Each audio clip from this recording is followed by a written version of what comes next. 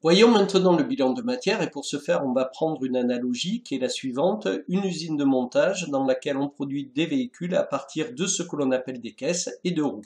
Et pour produire une voiture on a besoin de 4 roues.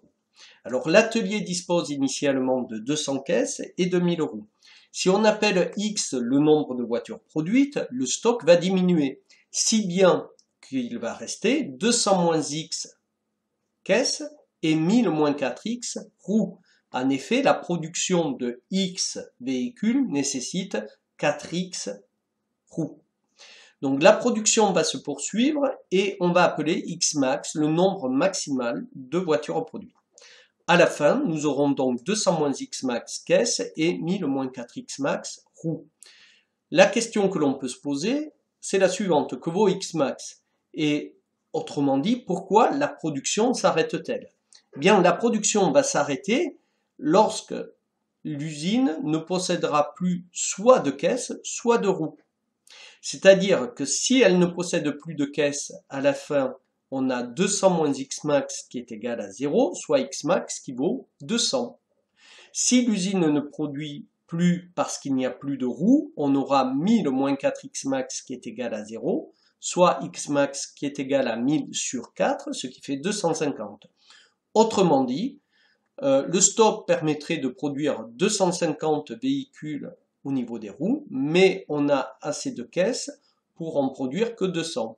Conclusion, on a produit 200 véhicules, X max vaut 200. À la fin, il n'y a plus de caisses. En chimie, c'est ce que l'on appelle le réactif limitant. Et par contre, il restera des roues, c'est ce que l'on appellera le réactif annexé. Alors, voyons un exemple concret sur une transformation chimique entre le dioxygène et le potassium pour donner l'oxyde de potassium. Donc, équilibrons l'équation de la réaction. À noter qu'une équation de réaction peut se lire de la façon suivante. 1 mol de dioxygène réagit avec 4 mols de potassium pour donner 2 mols d'oxyde de potassium. Au départ, nous disposons de N1 mol de O2 et N2 mol de potassium. Lorsque X mol de dioxygène vont réagir, il va rester N1 moins X mol de O2. Mais X mol de dioxygène réagissent avec 4X mol de potassium. Donc, resteront ici N2 moins 4X mol de potassium. Vont se former 2X mol de K2O. Pareil pour l'état final. N1 moins X max pour le dioxygène, N2 moins 4X max pour le potassium et 2X max pour l'oxyde de potassium. Donc nous venons d'établir ce que l'on appelle le tableau d'avancement de la transformation chimique. Le revoici, autrement écrit, et la question que l'on va se poser, c'est que vaut X max?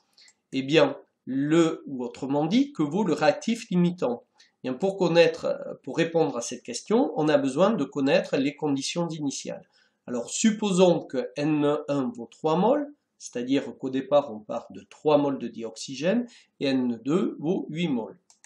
Donc, on va ici supposer, premièrement, que le dioxygène est le réactif limitant, c'est-à-dire qu'à la fin, il n'y en a plus. N1 moins X max vaut 0, c'est-à-dire que X max vaut N1, c'est-à-dire 3 mols. Deuxième hypothèse, on va supposer que le potassium est le réactif limitant, ce qui veut dire que N2 moins 4X max est égal à 0, soit X max vaut N2 sur 4, soit X max vaut 2 mols. Comme tout à l'heure, nous allons retenir la plus petite des solutions, c'est-à-dire que X max vaudra 2 mols et le réactif limitant sera le potassium. Autrement dit, la réaction va cesser parce qu'il n'y aura plus de potassium.